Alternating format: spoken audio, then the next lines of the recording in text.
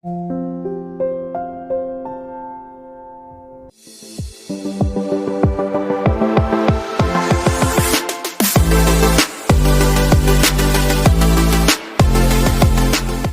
இயேசு கிறிஸ்து நாமத்தினாலே உங்களுக்கு நன்பின் வாழ்த்துதலை தெரிவித்துக் கொள்கிறேன். கர்த்தர் நாம ஸ்தோத்திரம். இந்த நாளில் ஏதோ சூழ்நிலை மத்தியில் ஏதோ ஒரு கஷ்டத்தில் மாட்டி இருக்கிறீங்க. கர்த்தர் இதை பார்க்குறாரு.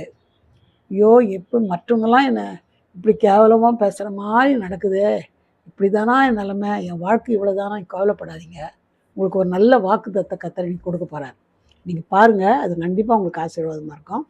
சகரியா 8ஆம் அதிகாரம் 13ஆம் வசனம்.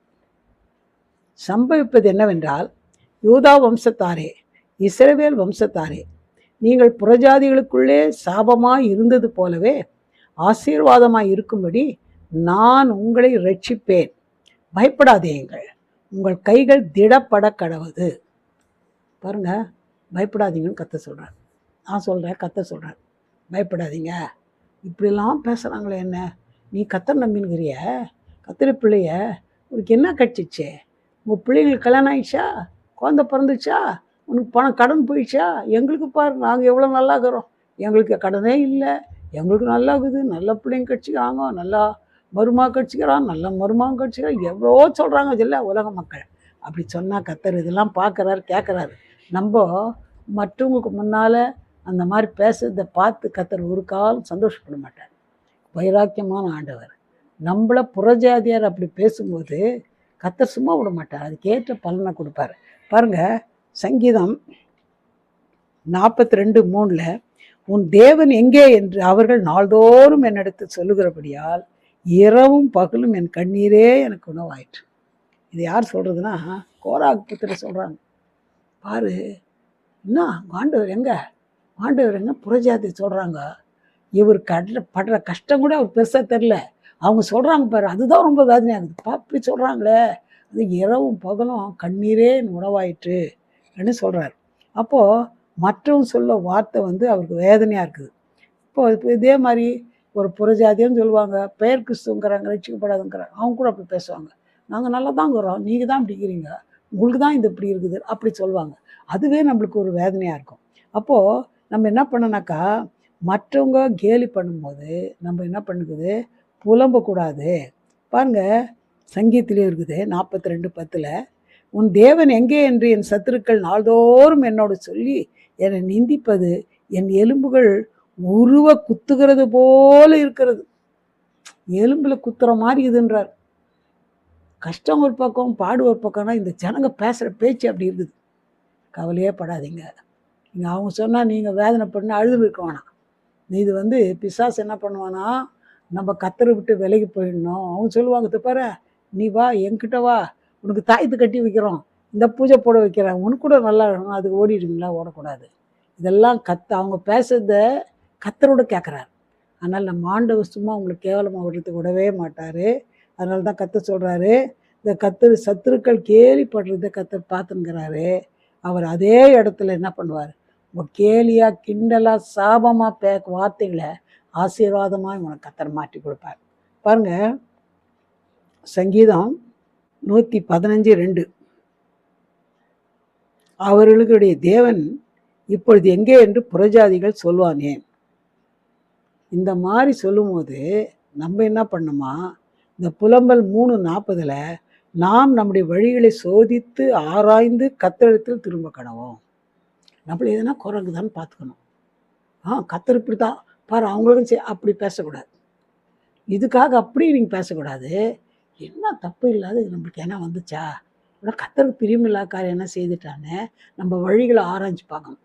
எதனா செய்துமா, கத்தருக்கு பிரியமில்லாத எதனா செய்துமா, நம்ம பிள்ளைங்க எதனா செய்கிறாங்களா, நம்ம வழியில் எதனா கொஞ்சம் உயிர்த்து ஆராய்ந்து பார்த்து ஏதாவது ஒரு தவறு நம்மளை காணப்படுமானா நம்ம கத்தர்கிட்ட போய் அறிக்கையிடணும். குறைகளை அறிக்கையிட்ட, ஆண்டவரே தெரியாத பேசிட்டேன், தெரியாத மாதிரி பண்ணிட்டேன், இது உமக்கு துக்கமாக இருக்கும், இதனால தான் எனக்கு இந்த மாதிரி ஒரு தண்டனை மாதிரி இருக்குது, என்னை மன்னிங்கன்னு சொல்லிட்டு அவற்றை நம்ம கேட்கும்போது கத்தர் அதில் ஒரு அற்புதம் பண்ணுவார். அந்நிய ஜனங்கள் இப்படி சொல்லுவாங்க. இப்போது நம்ம என்ன பண்ணக்கூடாது, நீ வா எங்கள் வீட்டுக்கு வா, எங்கள் சாமியை கும்பிட்டு பாரு அப்படி கேள்றவங்க கொடுக்குறாங்க. அதனால் நம்ம அந்த மாதிரி போகக்கூடாது. அதே நேரத்தில் இந்த சாபமான இடத்துல இப்போ கொடுத்த வாக்குத்தத்தின்படி கர்த்தர் நம்மை ஆசீர்வாதமாய் மாற்ற அவரால் முடியும். ஆசீர்வாதமாக கர்த்தரை மாற்றுவார். இப்போது நம்முடைய தேவன் ஜீவனுள்ள தேவன். நம்ம என்ன பண்ணோம், அவர்கிட்ட வந்து கண்ணீரோடு உட்காந்து நம்ம கொஞ்ச நேரம் ஆராய்ச்சி பார்க்கணும். எது கர்த்தர் பிரியமில்லா சொல்லிட்டுமா, பேசிட்டுமா, செய்துட்டுமா, கர்த்தரை துக்கப்படுத்திட்டுமான்னு கொஞ்சம் பார்த்து அறிக்கையிட்டு மன்னிப்பு கேட்கும்போது கர்த்தர் அதே இடத்த நமக்கு ஆசீர்வாதமாக மாற்றுவார். யார் வாயில் சாபம் உனக்கு பிடிக்காதுன்னு சொன்னால் அவங்களே கத்த செய்வார். பாருங்கள், சங்கீதம் 126:2 அப்பொழுது நம்முடைய வாய் நகைப்பினாலும் நம்முடைய நாவு ஆனந்தத்தினாலும் நிறைந்திருந்தது. அப்பொழுது கர்த்தர் அவர்களுக்கு பெரிய காரியங்களை செய்தார் என்று புறஜாதிகளுக்குள்ளே சொல்லி கொண்டார்கள். கர்த்தர் பெரிய காரியங்கள் செய்தார்னு புறஜாதிகளை சொல்லுவாங்க. பாருங்க, இப்போ கர்த்தர் என்ன பண்ணுவார், இவளுக்கு பெரிய காரியங்கள் செய்தார்னு கேலி செய்தவங்களே சொல்லுவாங்க. முடியுமா? நடக்குமா? நடக்காத? கர்த்தருக்கு பெரிய காரியமே இல்லை. இப்போ நீங்கள் எந்த சூழ்நிலையில் மற்றவங்க கேவலமாக பேசுகிறாங்களா, அந்த சூழ்நிலை அப்படியே மாற்ற அவளால் முடியும். அவருக்கு ஒரு பெரிய காரியமே இல்லை. அவர் நினச்சி எதையும் செய்ய முடியும். அதனால் உனக்கு ஒருவேளை உங்கள் பிள்ளைங்களுக்கு இன்னும் மாப்பிள்ளை கிடைக்கல, இல்லை இப்போ இது பெண்ணு கிடைக்கலன்னா கர்த்தர்ட்ட வந்து குறைகளை அரிட்டி ஜோம் பண்ணி பாருங்க. கரெக்டாக கர்த்தர் ஏற்ற துணையை கர்த்தர் கொண்டு வர. பிள்ளை இல்லையா, அதையும் கொடுப்பார். கடனாகுதா, கடனை அடைக்க வைப்பார். எந்த காரியத்தில் மற்ற புறஜாதியார் பேசுகிறாங்களோ அதே இடத்துல கர்த்தர் கண்டிப்பாக அந்த சாபத்தை மாற்றி கர்த்தர் ஆசீர்வாதமாக செய்வார். இஸ்ரவேல் ஜனங்க அடிமையாக போயிட்டாங்க. அவங்க செய்து தப்புனால்தான். அவங்க என்ன சொன்னாங்க, இந்த பாவம் எங்கள் மேலே எங்கள் பிள்ளைங்க மேலே இருக்கட்டும்னு சொல்லிட்டாங்க அனாவசியமாக. அதனால ஒரு சாபமாய் கர்த்தர் சத்துருங்க கையில் விட்டு போட்டார். அவங்க அடிமைகளாக பிடிச்சின்னு போயிட்டாங்க. அங்கே போன பேர் துக்கப்படுறாங்க. ஐயோ, நம்ம தேசத்தை விட்டு வர்ற மாதிரி பண்ணது நம்மளால் தானே. கர்த்தரோட ஒப்புரவான போது கர்த்தர் என்ன பண்ணாராம், ஒரு ராஜாவை எழுப்பினார். அவர் யாருனாக்கா கோரேஸ் ராஜா.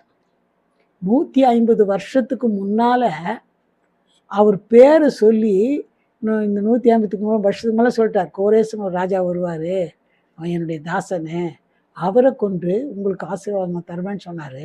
அதே மாதிரி 150 வருஷம் வந்த பிறகு அவர் இஸ்ரவேல் ராஜா கிடையாது, புறஜாதி ராஜா தான். அந்த கோரேஸ் ராஜா வந்து யுத்தம் இல்லாத, எந்த பிரச்சனை இல்லாத இஸ்ரவேல் ஜனங்களை என்ன பண்ணார்னா மீட்டுட்டார். மீட்டு சொந்த தேசத்துக்கு, இஸ்ரவேல் தேசத்துக்கு அனுப்பிச்சிட்டார். அது மட்டும் இல்லை, அவங்க என்னென்ன எடுத்துன்னு வந்தாங்க, அந்த சர்ச்சிலேருந்து ஆலயத்துலேருந்து என்னென்ன பொருள் எடுத்து வந்தாங்க, அதெல்லாம் கூட எண்ணி எண்ணி கொடுத்து அனுப்பிச்சிட்டார். அது மட்டும் இல்லை, அந்த சர்ச்சை இடிச்சிட்டாங்க பாருங்கள், அதை கட்டுறதுக்கு அது பணத்தெல்லாம் கொடுத்து அனுப்பிச்சி ஆட்களை அனுப்பிச்சி வச்சு அந்த மதில்களை கட்ட வச்சார், ஆலயத்தை கட்ட வச்சார். இதெல்லாம் யார் செய்தாருன்னா புறஜாதி ராஜா தான். அவரை கொண்டு நான் செய்வேன் 150 வருஷத்துக்கு முன்னால் சொன்னேன். அதே கோரேஸ் ராஜா வச்சு கர்த்தர் என்ன பண்ணார், அவங்க காரியங்கள்லாம் செய்தார். அப்போ அவங்க நினச்சாங்களாம், இது கனவா நினைவா. 126 சங்கீதத்தில் சொல்கிறாரு, இது கனவா, நான் கனவுன்னு நினச்சோனாங்க.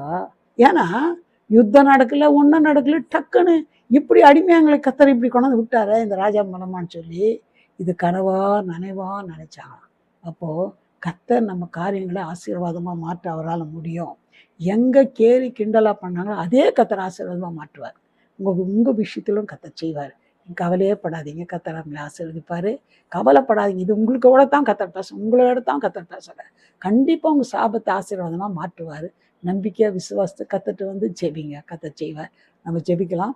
எங்களை நேசிக்குதான பரம்பிதாவே, நல்ல வேலைக்காக நன்றியோடு துதிக்கிறையா. ஆண்டவரே, புறஜாதியார் ஆண்டவரே பேசுகிற வார்த்தைகள் எலும்பில் குத்துறது போல இருக்குதுன்னு வேதனைப்பட்டாங்கப்பா. ஆண்டவரே மசோத்திரிக்காது, நீங்கள் பார்க்குறீங்கப்பா. எந்த சூழ்நிலை பிள்ளைகள் துக்கத்தில், கண்ணீரில், கவலையில் ஆண்டவரே மற்றவங்க கேவலமாக கிண்டல் பண்ணுற மாதிரி இருந்தாலும் அவளோட குறைகளை தயவாய் மன்னித்து ஆண்டவரோட சூழ்நிலையை மாற்றி சாபத்தை ஆசீர்வாதமாய் மாற்றுங்கப்பா.